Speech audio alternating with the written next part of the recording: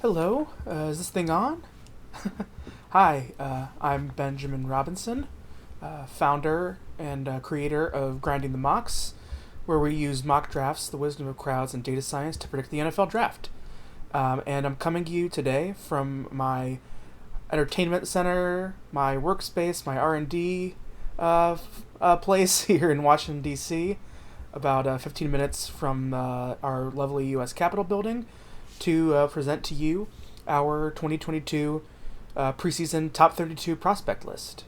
And so this is data that's collected from our preseason mock draft data that we've been collecting over the past about 4 or 5 months or so since the end of the 2021 NFL draft.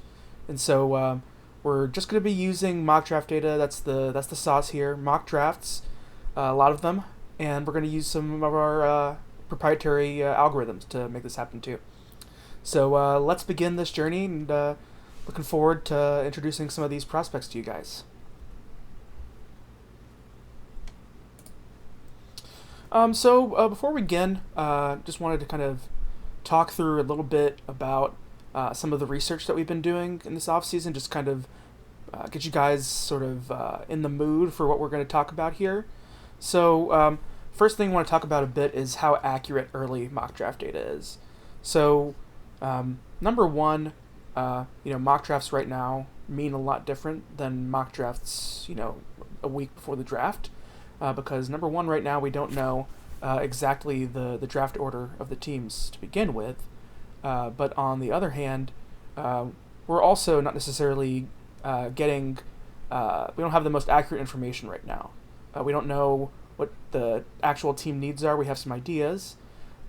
We also don't know which of these players has had a good actual college football season. So we're waiting for that. So there's a lot of information we don't have. And then also mock drafts right now potentially are people trying to kind of introduce prospects to people, get them into the conscience of people who are reading their mock drafts. And so because of that, the data that we have right now is fairly inaccurate.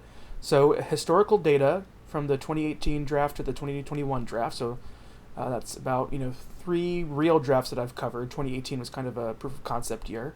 About 35% of the players that we currently have mocked in this preseason list will end up being first rounders.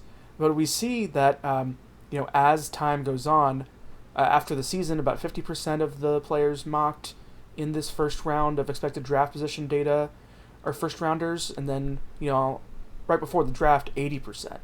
So the data gets stronger and stronger as time goes on. And so you can kind of see in this chart that I have on the right here, just kind of shows where some of the strengths are. But ultimately what we should be seeing here is that, about 2/3 of the prospects I'm going to show you right now are likely to be top 100 picks in the draft. So these are players that are very, very, very highly, very pretty likely, I'd say, to be high picks, meaningful prospects for the coming draft cycle. So keep that in mind. The other thing here is you're going to notice quite a bit of players from some of the same schools showing up here, and that's by design. So we have about 100 players in this early overall list that we're going to draw this top 32 from, and we can see that some of our kind of cream of the crop blue blood college football programs really have a huge outsized impact in terms of the number of prospects. Particularly, we're looking at Ohio State Buckeyes, the Georgia Bulldogs, Alabama Crimson Tide, our Texas A&M Aggies, Oklahoma Sooners, Clemson Tigers, USC Trojans, the creme de la creme of college football. So you'll notice that those are continuing to be showing up in our prospect lists. So schools that were doing well in the past, it wasn't just because they had draft picks last year, even though that helps. They also have prospects right behind them playing meaningful roles for the team. And then, another thing to talk about is positional. And, last year we had 5 quarterbacks drafted in the first round. That's a lot. In the early list here, we have 4. In the last draft, it was an emphasis quite a lot on offensive line and quarterback. The positions that we see this year that are really strong are actually on the offensive line. And especially on the defense. Defensive end, the edge rusher position is really stacked, and cornerback is very stacked. So offensive line, like I said, edge rusher, cornerback, those are the positions that really are kind of strengths of this class. And also sneakily quarterbacks. At this time last year, we had about half as many quarterbacks with an expected draft position. So that means that they had 10 mock drafts or more from 10 different kind of draft nicks or publishers. So we got a lot of different players to choose from, only 4 quarterbacks with the top 32 expected draft position. So with that, let's get into our first half of the prospect list. And that starts off with number 32, which is Trent McDuffie, cornerback from Washington. So Washington has, over the years, had quite a few defensive back prospects make it big in the NFL. The kind of last big one was in 2019 class, Byron Murphy. But Washington has had depth in the secondary for a while. There's another guy in this class, Kyler Gordon, who's a guy to watch. And so in this early preseason list, Trent McDuffie is our 32nd ranked player, cornerback number 6, and so it tells you how deep this class is. Byron Murphy was one of our top ranked corners in 2019, and he was drafted in the early second round by the Arizona Cardinals. Number 31, Adam Anderson, edge rusher out of Georgia. He's a senior, so that's kind of another thing you might notice is that there's not as many seniors, and that's including this kind of last year COVID year. But last year, Adam Anderson and played alongside Azeez Ojulari in a very, very deep Georgia defense. Azeez Ojulari drafted in the second round of the 2021 NFL draft by the New York Giants, who had also drafted Lorenzo Carter in the past. So the Giants love these Georgia Bulldog defensive ends and outside linebacker edge rusher types. Adam, I think he had a really good year last year. I think he's on a lot of watch lists this year. He's a player to watch. I think there's quite a bit of love for him, especially in some of those expert mock drafts you've seen near the top, that some people think he might be an excellent edge rusher. So someone to keep an eye out for. And he is edge 7 in this class, which will tell you a bit, like I said, about how deep this cornerback class is, how deep this edge rusher class is, offensive tackle, quarterback, all positions, and a wide receiver as well. But definitely on the edge rushers, the offensive linemen, those are positions along with cornerback that are very deep. Prospect number 30 on this list is Breece Hall, running back from Iowa State. So we only have one running back, so he's my running back 1 for this preseason. The other front runner to be running back 1 is Isaiah Spiller from Texas A&M. But Breece Hall has been a productive player for each of his 3 years in Ames. And he's pretty much a borderline first round, second round type of guy. And I think this speaks to the positional value conversation going on about running back in the NFL. In the last draft we had Travis Etienne and Najee Harris go in the first round. Those were kind of, I think, special prospects. I don't know if people see Breece Hall in the same way, but we do have one running back right now kind of coming in near the end of that first round. So Breece Hall, running back 1. Prospect number 29, Sevyn Banks, another defensive back here from Ohio State, continuing the tradition of really, really good defensive back play coming out of Columbus into the NFL. So last year, we had Shaun Wade, who started off quite high on people's lists, ended up being drafted, I think, in the 5th round by the Baltimore Ravens. Recently got traded to the New England Patriots for draft picks, along with a teammate there in Baltimore, Bench Mason, aka Ben Mason, fullback from Michigan, who was drafted much later in the draft. So Sevyn Banks, like I said, Marshawn Lattimore, Damon Arnett, Eli Apple. There's a really strong recent tradition of defensive back play at Ohio State, and Sevyn Banks is kind of the next guy up of many. This is the first of many Ohio State Buckeyes. So Sevyn Banks, cornerback 5, which speaks to kind of the depth of this class. Very, very well regarded.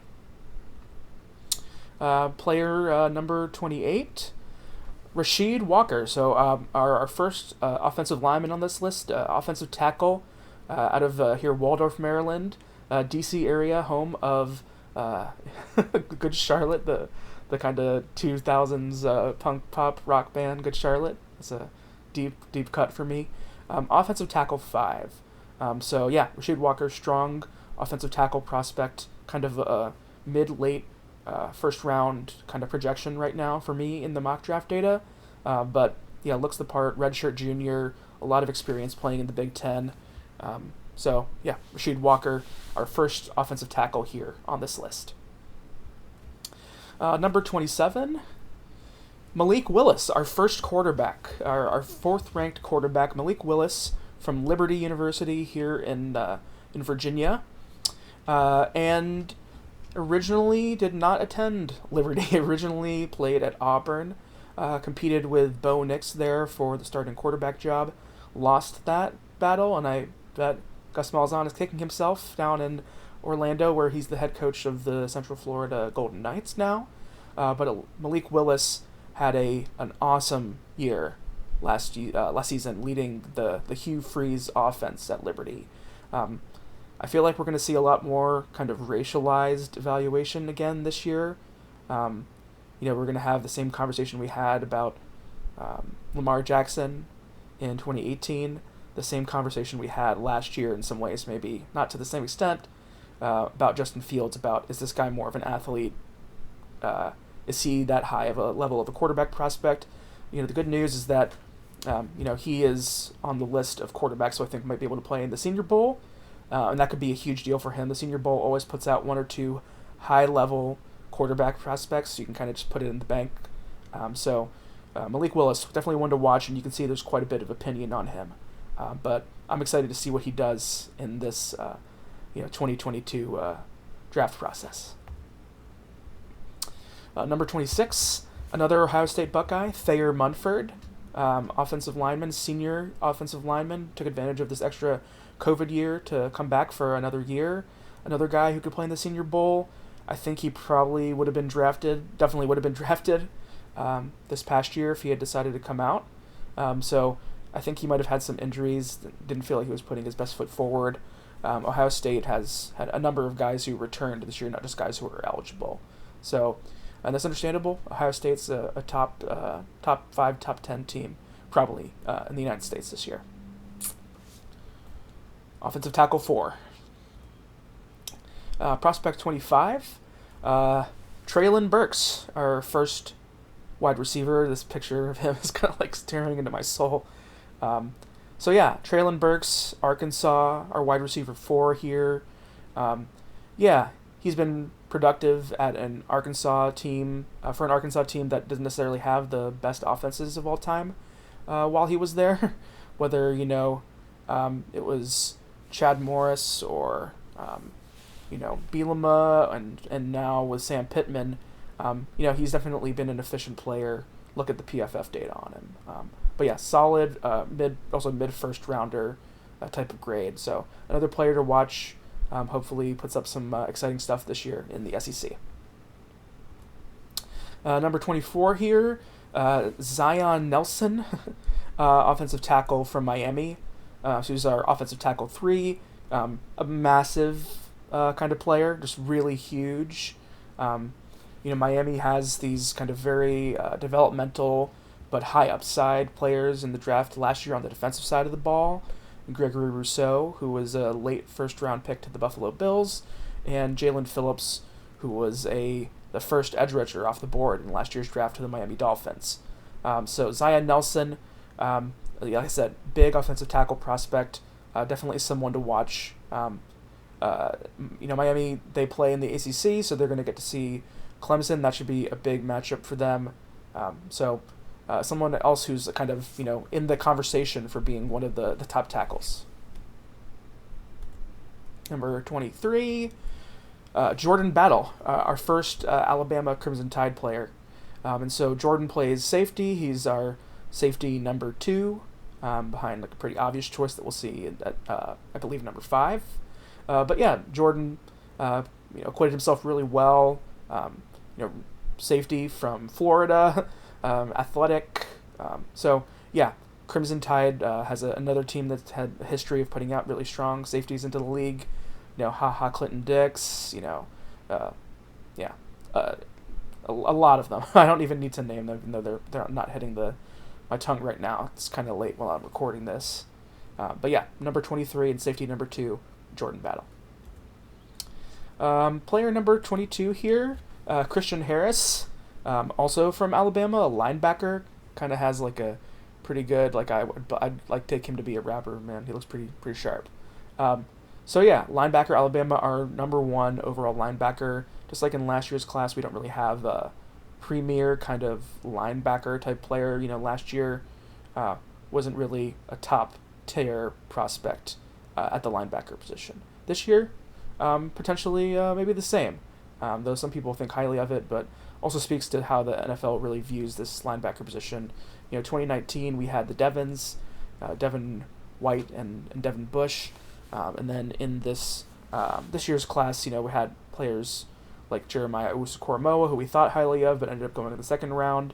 2020 we had Isaiah Simmons. So there's some linebackers that go high, but there tend to be these a lot more of these kind of safety linebacker hybrids. Christian Harris, decidedly not so. Probably more of a box player. Prospect number 21, another offensive lineman. This is our offensive lineman number 2 here, offensive tackle 2, Jackson Kirkland, another Washington Husky to go along with his teammate Trent McDuffie, who was our 32nd ranked player. Another of these offensive linemen, in this case, along with Thayer Munford, who are kind of up there in terms of in age. So this is a redshirt senior year for Jackson Kirkland, but as you can see kind of to the chart to the right of me, people think pretty highly of him. Someone to watch out for, and I'm intrigued to see what this Washington team does this year. They have an early test against Michigan, and one of our top 32 prospects is an edge rusher from Michigan, so we'll get to him pretty soon. But yeah, Jackson Kirkland, another player to watch and another player on the rise. Prospect number 20, like I said, this is the guy who faces off in the second week of college football season against Washington. Aiden Hutchinson, edge rusher from Michigan. He's our edge rusher number 6. Last year played along with Grinding the Mock's edge rusher number 1, Kwity Paye, who ended up going in the first round as the second edge rusher taken to the Indianapolis Colts, having a pretty good preseason. Aiden Hutchinson had an injury last year, so he kind of had to cut this season short, so he's a redshirt junior. So probably the most exciting player on Michigan overall, along with maybe Daxton Hill, who's also on our top 100, but not in our top 32. He's a kind of safety nickel cornerback type. But Aiden Hutchinson is, if he succeeds this year, Michigan will also probably have some success on the edge. He's a freak, basically. When he's healthy, he was along with Kwity Paye, were atop of Bruce Feldman's kind of freaks athlete list. So definitely someone to watch during this whole draft process, not just during this college football season, but also during the testing process that happens after the season.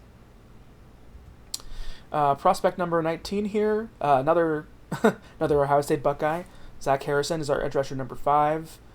True junior from the Columbus area, so not surprised that he signs to play with Ohio State. But yeah, another Ohio State Buckeye. Ohio State just kind of turns out these edge rushers. He's not as highly regarded as a Chase Young or Joey Bosa or Nick Bosa, but they do the job up there in Columbus, and so they tend to have strong secondaries, and they tend to have strong defensive lines, tend to have pretty good linebackers. Like, there's not a level of the Ohio State defense that usually isn't pretty good. So it's usually the coaching that's always a little bit suspect in terms of the coordinating of the defense, whether it was Greg Schiano or, now with Kerry Coombs. But the defensive line coach, Larry Johnson, is a mainstay, had a lot of success at Penn State, and has had a ton of success turning great players into even better players, prospects into better players at Ohio State. Our prospect number 18, we're getting to the midway point here, almost. Ahmad Gardner, cornerback from Cincinnati. He's our cornerback number 4. So Sauce has kind of hit on the scene since he was a freshman, so everyone kind of knows who he is. The Cincinnati defense was pretty fearsome last year. Marcus Freeman is no longer the defensive coordinator there. He's now the defensive coordinator at Notre Dame, where he has some other pretty impressive aforementioned players to kind of use in the defense up there in South Bend. But Sauce, yeah, like I said, really, really instinctual corner, has had a lot of production there in Clifton. It's the University neighborhood in Cincinnati. I'm a Cincinnati guy. That's where I grew up, so forgive me that. But yeah, Sauce, another guy who's kind of a late, mid, first round type of player. Someone to watch for sure who, I think has a real strong chance of being one of the top cornerbacks taken. Maybe not the number one, unless he has like kind of an amazing season. But he should be in the conversation in the mid-late first round. Or maybe just the middle first round, we'll say. Prospect number 17. And we've hit our halfway point with Chris Olave, who's one of two Ohio State Buckeye wide receivers on this list, who with another one who's our wide receiver 1, who we'll mention later. But yeah, Chris Olave is a true senior. So he's another guy who's played many years at Ohio State. I think he would have been a potential first round, more likely maybe a second round player last year. So he kind of pulls like a Travis Etienne of, I really want to be a first rounder. And in our preseason list, this is where he's at, mid first round. Chris Olave, there's not a lot to say. He's really, Ohio State runs an impressive offense. It's in part because they have impressive players, but they do really well in that scheme. And so they can produce two, top 32 prospects at the wide receiver position in this draft because of the offense and the weapons they have. So very, very impressive wide receiver core among other position groups at Ohio State. And we've hit our halfway point. So this is our, top, bottom of the top 32. So we'll kind of go through them quickly again. Trent McDuffie, cornerback, Washington at 32. Adam Anderson, edge rusher out of Georgia at 31. Breece Hall, running back of Iowa State at number 30. Sevyn Banks, cornerback, Ohio State at number 29. Rasheed Walker, offensive tackle, Penn State at number 28. Malik Willis, quarterback, Liberty at 27. Thayer Munford, offensive tackle, Ohio State at number 26. Traelin Burks, wide receiver, Arkansas at 25. Zion Nelson, offensive tackle, Miami at 24. Jordan Battle, safety, Alabama at 23. Christian Harris, linebacker, Alabama at 22. Jackson Kirkland, offensive tackle from Washington, 21. Aiden Hutchinson, edge rusher out of Michigan at number 20. Zach Harrison, number 19, edge rusher from Ohio State. Number 18, Ahmad Gardner, cornerback from Cincinnati. And then rounding out this bottom half of the 32, Chris Olave, wide receiver, Ohio State. I think I deserve a drink.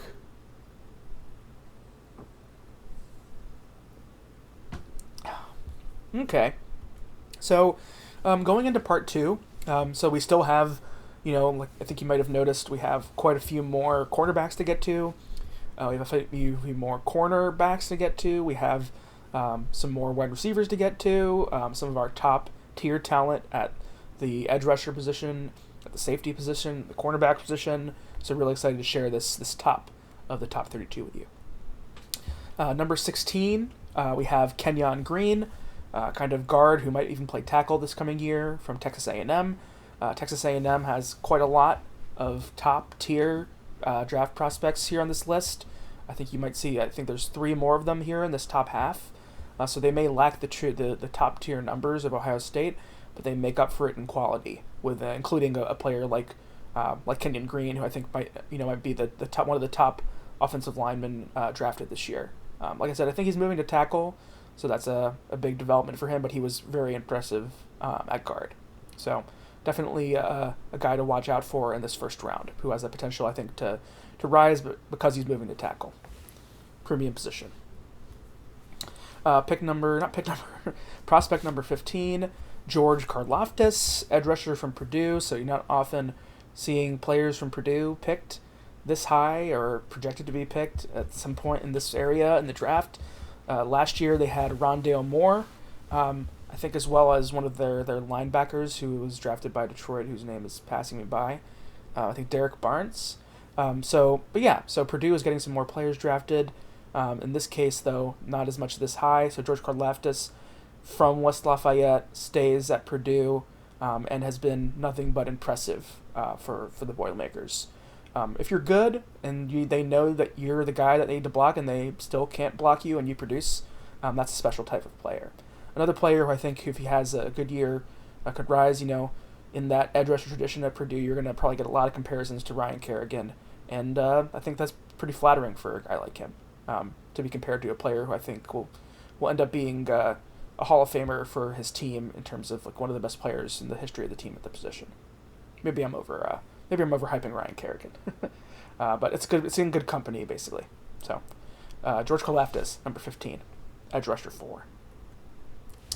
Number 14 here, Jalen Wiedermeier, our first tight end, our number 1 tight end in the class here at number 14.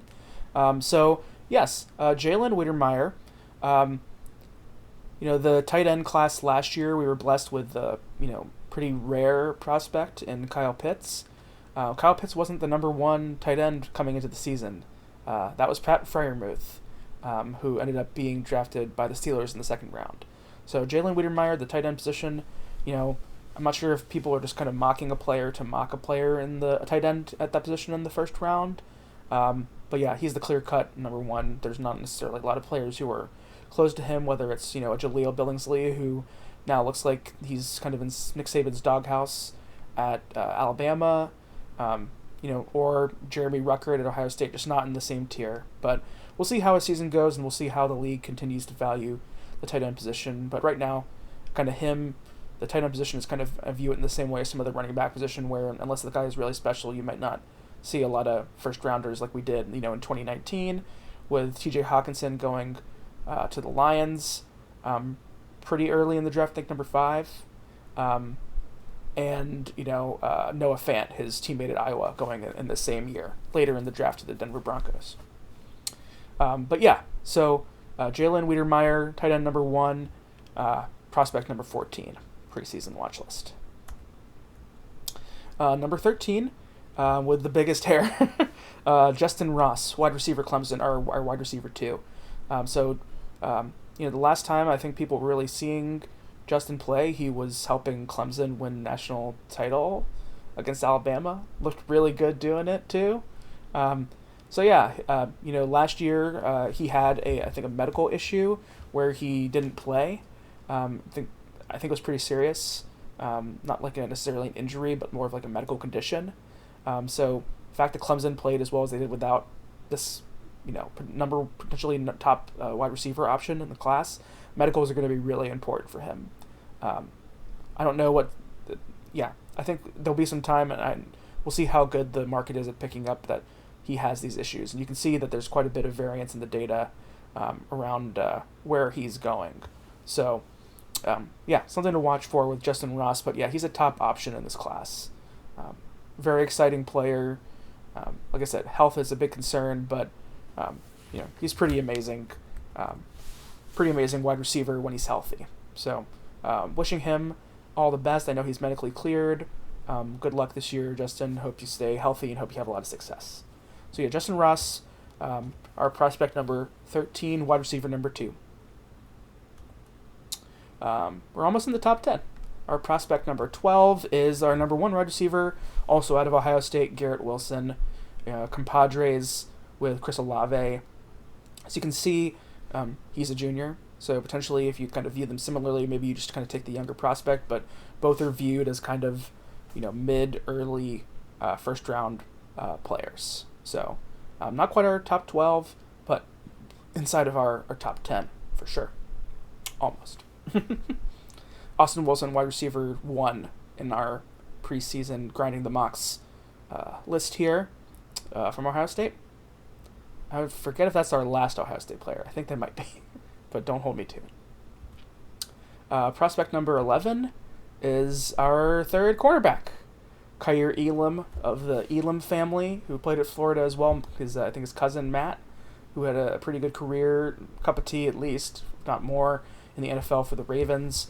Either way, he's been really, really good for Florida. Florida has consistently also put out defensive backs at a pretty good clip. Had C.J. Henderson in the 2020 NFL draft, who was the 1st or 2nd cornerback taken.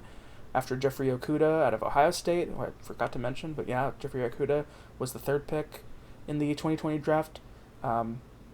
C.J. Henderson was the 9th. And so this is a good tradition. Florida DBs last year had Marco Wilson, who's going to start this year for the Cardinals. So plays in a pretty strong defense there at Florida, run by Todd Grantham. Good program. Dan Mullen. Questionable COVID opinions aside. But yeah, he's our cornerback 3 and our number 11th ranked player. I want you to note his expected draft position, 17.68, because it's going to show how close he is to being the number 2 corner here with our second cornerback, which I believe is number 10, Andrew Booth from Clemson. So yeah, 17.51. So they're really, really neck and neck, really, when it comes to being our second cornerback in the class. Andrew Booth, another Clemson defensive back. In 2020 class we had A.J. Terrell, and so Clemson also has a strong defense run by Brent Venables. So good program. He's a 5-star, highly rated recruit as well. So another kind of thing to check off the list for Andrew Booth. And that's our top 10. We're going to get into the top 10 now. Exciting. Prospect number 9 is our 3rd-ranked quarterback, Carson Strong, out of Nevada. So Carson Strong, I think, probably is more of our Justin Herbert type. Not as productive or as efficient as Justin Herbert was during his time at Oregon. But Carson is that same type of player, really strong arm. I think you're probably going to get some comparisons from him to Josh Allen. I'm not sure if he's as mobile as Josh Allen. I don't watch the film. That's the whole point of grinding the mocks. But yeah, he's the kind of type of player who I think the analytics crowd like me will maybe look down upon because of the level of competition. Maybe he's more like a Jordan Love. That might be it. We'll see. Obviously, Jordan Love, drafted by the Green Bay Packers in the 2020 draft, I think picked 26. So this is really high for Carson Strong, but I think he's the type of player who teams could really like. And, like I said, maybe it's more of a Josh Allen thing than a Jordan Love thing. But it's definitely within his reach, and he's also a player who could, I think, maybe play at the Senior Bowl. So lots of opportunity for Carson Strong to really hit a ceiling, which is, a top 5 player instead of a top 10 player, which we have him at now going into this 2022 draft process. Number 8, Drake Jackson, edge rusher from USC. So it's been a while since we had some edge rushers on this list. Now we're going to hear a bunch. So he's our 3rd-ranked edge rusher. USC, go fight on, go Trojans. It's where I got my graduate degree, my master's in public policy. So I feel like I can say the fight on Drake. One of the 2 Drakes on the Trojan roster, the other being Drake London, who's a wide receiver, kind of jumbo wide receiver prospect. Along with his quarterback, Keaton Slovis, among others on this list. But Drake is the highest rated USC Trojan this year. Really high quality edge rusher. Like I said, he's viewed as a top half of the draft player here. So excited to see what he does this year. Excited to see what the Pac-12 does this year. They have a lot to show after a pretty limited year last year in terms of schedule. Prospect number 7, DeMarvin Leal. Like I said, Texas A&M players, they kind of come pretty fast here. So we had Kenyan Green, we had Jalen Wiedermeier, and then now we have DeMarvin Leal, edge rusher, a guy who I think some people view as potentially a guy who could play inside as a defensive tackle, interior rusher type. But most mock drafts I have him as a edge rusher, so that's how we'll view him. Also kind of a player with a pretty, you can look at the difference between where he's ranked and what his expected draft position is, and you can see there's a lot of players who are kind of viewed in this middle part of the draft right now. That'll clear itself out as the draft process continues. But yeah, DeMarvin Leal, exciting edge rusher for the Aggies. Aggies have a lot of really good players this year. Hopefully they have a quarterback who can put it together. It should be really exciting to watch those Aggies play at Kyle Field. Number 6, we're almost in our top 5. Prospect number 6 on this list is Evan Neal, our top offensive tackle, mocked very consistently to the Cincinnati Bengals. in our who are usually picking in the top 5 or so of the draft. And so yeah, Evan Neal, also a player on Bruce Feldman's Freaks list, very athletic. Started off his freshman year, played guard pretty much I think all of the 2019 season, which is really impressive.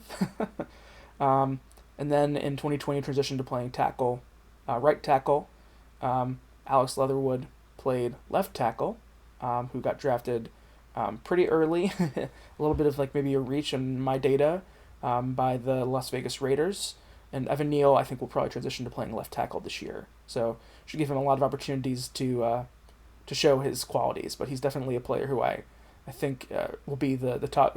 It's very strong. He kind of has the trajectory of a player like Jonah Williams, who people thought of coming into the year as a top 5, top 10 player who will most likely finish the draft process in my mind as a top 5, top 10 player, barring any kind of really bad season, which would be uncharacteristic of his play or injury.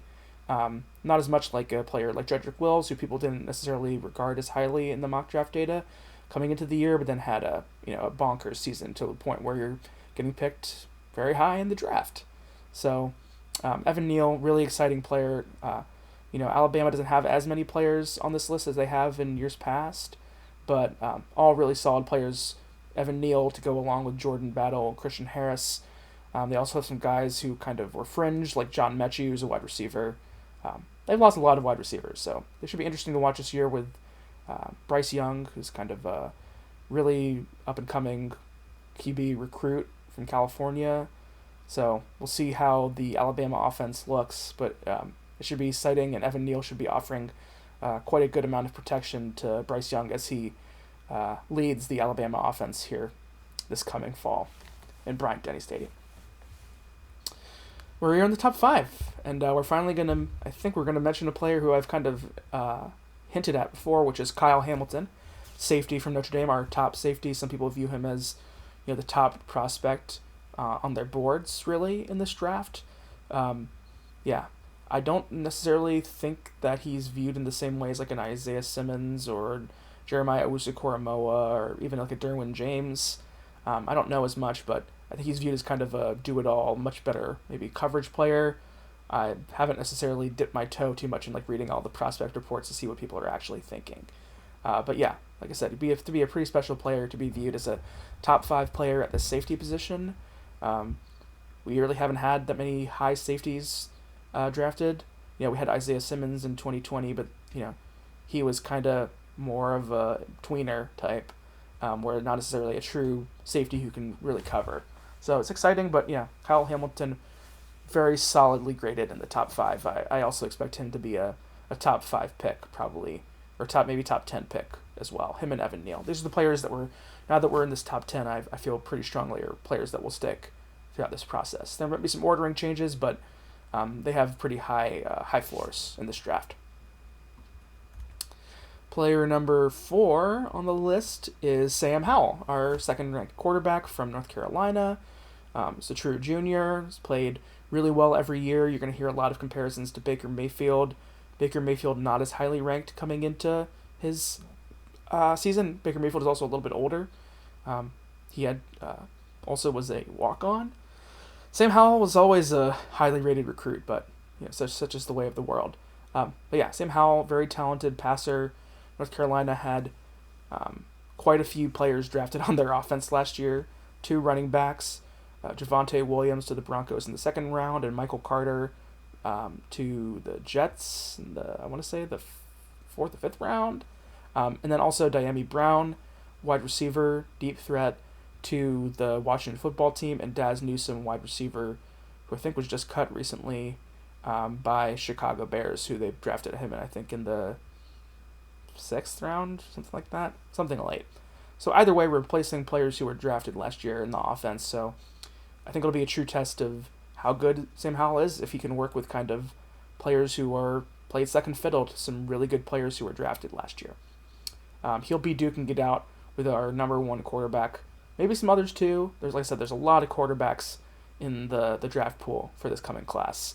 But Sam Howell is viewed as a pretty solid top player. Like I said, another guy, I think if he has the year he's supposed to have, will probably be drafted in the top 10. high floor player. Our number 3 prospect is the top cornerback in the draft, and that is Derek Stingley from LSU. I don't know if he played a lot in this last pandemic year. LSU had a weird season, but he is also a player who has a really high floor. Another player who I think it wouldn't be surprising to see folks rank him as the top player on the board. So for a defensive player, cornerback, LSU also has a really strong defensive back tradition. Patrick Peterson, Tyrann Mathieu, Greedy Williams, Grant Delpit. Let's look at all the players who've played on high-level teams for the Crimson Tide. Morse Claiborne, So there's a tradition at LSU of having really good DBs, and Derek Stingley might be the best. I think you're going to see a lot of comparisons to, your top cornerbacks in the game right now. Whether it's like a Marshawn Lattimore. I'm not going to compare him to, who I'm talking about. The top cornerbacks in the league. But he's still up there. I think he has a lot of potential, and that's why you see him in the top 5 of drafts. So, Derek Stingley, our prospect number 3, cornerback number 1. And then our second ranked player is our top edge rusher, and that is Kayvon Thibodeaux from Oregon. Shocked the world by not going to my USC Trojans. Imagine him and Drake Thomas on the same line. Would have been pretty cool. It's unfortunate. Drake Thomas? I want to make sure I get that right. Drake Jackson. I thought that was right. Jake Jackson. Would have been really great to have him and Drake Jackson on the same line. By the time the draft comes, I'll know all these players like the back of my hand. Draft. Kayvon Thibodeaux is our edge number 1. Some people also view him as kind of similar in the class of, Nick Bosa. I don't know if it's that as good, but I think he's a high favorite, quite a high favorite, probably to be the top edge rusher taken in this coming class. So, has been really good for Oregon these past 2 years, and just continues to get better and better. Was I think the number 1 prospect coming out of high school in his class. So to see him up here on this list is kind of to be expected. And another player who's going in the top 5 of mock drafts. And then a drum roll for our number 1 prospect. Not a surprise, pretty common number 1 pick in our early mock drafts here. Quarterback 1 as well, Spencer Rattler from Oklahoma. So Oklahoma is on a pretty good streak of putting quarterbacks in the league. So before him, Jalen Hurts, 2nd round pick of the Eagles. Before that, you have Kyler Murray, and that's in the 2020 draft, by the way. Not the 2021 draft, because Spencer Rattler played last year. Kyler Murray in the 2019 draft. Baker Mayfield in the 2018 draft. Mayfield and Murray were both Heisman Trophy winners. Hurts, not as much, but still had a very impressive season. I'm not sure many people kind of had him as a 2nd round pick coming into the season, and he's starter for the Eagles, who felt comfortable trading Carson Wentz away to the Colts this offseason and giving him the reins out in Philadelphia. Spencer Rattler, I think a lot of people think he has the potential in the Lincoln Riley run offense to really put up a lot of numbers like his counterparts in the past. I think there's just kind of a view that he's really just hitting a stride. There's a lot of upside. The offense league tends to love these Oklahoma quarterbacks, and so it makes as much sense as any that he's a top pick. But, as you can see, he's not necessarily as to the bank as Trevor Lawrence, who was viewed as a top clear-cut, him and Justin Fields very early on last year. So we don't have a top quarterback. We do have a mostly top quarterback, and that is Spencer Rattler, who I think, has all the qualities that you're looking for in a top number 1 pick potential. And so whether it's the Houston Texans who need a quarterback, heck, most number 1 teams probably need a quarterback. Detroit Lions, the other teams that you kind of think of in that top tier of the losers for this next season, the Bengals, the Jaguars, the Jets, all have already drafted quarterbacks, so highly unlikely that they're going to draft another one. I don't think that's very likely. Spencer Rattler is also one of our redshirt sophomores because he redshirted his first year as Jalen Hurts took the team to a early playoff loss in the Peach Bowl to the LSU Tigers, led by Joe Burrow, Cincinnati hero. So that is our top 32 list. So let's go through our top 16. Starting with Kenyan Green, guard from Texas A&M. Number 15, George Karlaftis, edge rusher, Purdue. Number 14, Jalen Wiedermeier, tight end from Texas A&M. Number 13, Justyn Ross, wide receiver from Clemson. Number 12, Garrett Wilson, wide receiver from Ohio State. Number 11, Kaiir Elam, cornerback, Florida. Number 10, Andrew Booth, cornerback, Clemson. Number 9, quarterback, Carson Strong from Nevada. Nevada? I don't know. I'll get it right someday. Number 8, Drake Jackson, edge rusher from USC.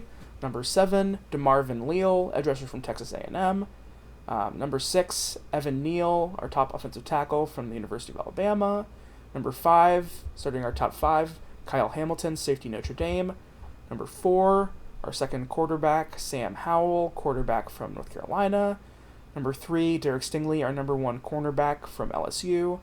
Kayvon Thibodeaux, edge rusher number 1 from Oregon. And then topping it off, Spencer Rattler, quarterback number 1, University of Oklahoma Sooners. And that is pretty much it for this top 32 prospect list. This is not a mock draft. This is just the grinding the mocks special sauce, mock drafts, wisdom of crowds, some cheap algorithms. And like I said, this is really early, so there's a lot that can change. But these are some players who the data likes so far in this early part of the season. Like I showed in the data earlier on, about a third of the players that you saw here historically have gone in the first round. But as time goes on, this list of top players ends up being a really strong signal for who's going to pick really high in the draft. Leading up to the draft and that day before the draft, when I make my final predictions, 80% of those players tend to be first-round picks. So these are players right now to pay attention to. Just some interesting ones who have there's a lot of intrigue. As you saw in some of the expected draft position numbers, I didn't necessarily highlight too much because they're really early. Some of them are kind of all over the place. But these are all players who I think make a lot of sense as potential first-round picks for next year. Not all of them, but some of them do. I think a really intriguing list. I don't know if I'll do this super often. And right now, in terms of updates, I don't plan to update grindingthemocks.com right now. It's just really confusing. I don't want to just overwhelm people with a lot of data. I might do it if people kind of, annoy me about it some more. But the plan, I think, is to mostly update this kind of video, or maybe just some sort of Twitter thread every month or so, leading into the season, and then in January after the season is over, reveal the Grinding the Mocks folks, players that are up there now. So there'll be a broader list where, like I said, early this year we have 100 players that have an eligible draft position. That's a lot more than we've had in prior years, maybe 25 to 30 or so more than we've had in prior years. It speaks a lot to the depth in this draft, but also, as you saw, a lot of the players that are going to get drafted this year are true juniors or redshirt sophomores, redshirt juniors. So a lot of them they're not necessarily players who necessarily return to school. These are players who are going to be top picks this year. So just something to pay attention to. But this class is meant to be pretty large given the returning factor. The prospect size of this pool is supposed to be, I don't know if it's twice as big, but it might be relative to last year's draft. So really exciting. Teams are working the waiver wire, working the trade wire, more like it, to get more picks in this draft. So I know there are teams like the Jets who have a lot of picks. I think the Jets are definitely a team that has a ton of picks in the top rounds. The Giants have 2 first-round picks this year because of the trade with the Bears last year. There's a lot of intrigue. Not too worried about that right now, about the team matches, because right now we're just kind of fitting players we don't know as much about to team situations that we don't know as much about. So I'm excited to see the season unfold. I'm really excited to put out more Grinding the Mocks content for you. If you like this, the best way is just to tell me about it, because otherwise I have no clue who's listening or hearing these things I'm not the most natural content creator here. I'm not a draftnik, so I don't talk about these guys all the time. I don't have a lot of opinions about them. Just kind of know generally what people are thinking. But thanks so much if you stuck it out. This is going on about 50 minutes, and I think that you learned hopefully maybe a lot about some of the players to watch this fall. And watch grindingthemocks.com for more information, as well as the @grindingmocks Twitter feed, which is where I'll be posting much more of the Grinding the Mocks content going forward. I'm Benjamin Robinson, and I'll see you when I see ya.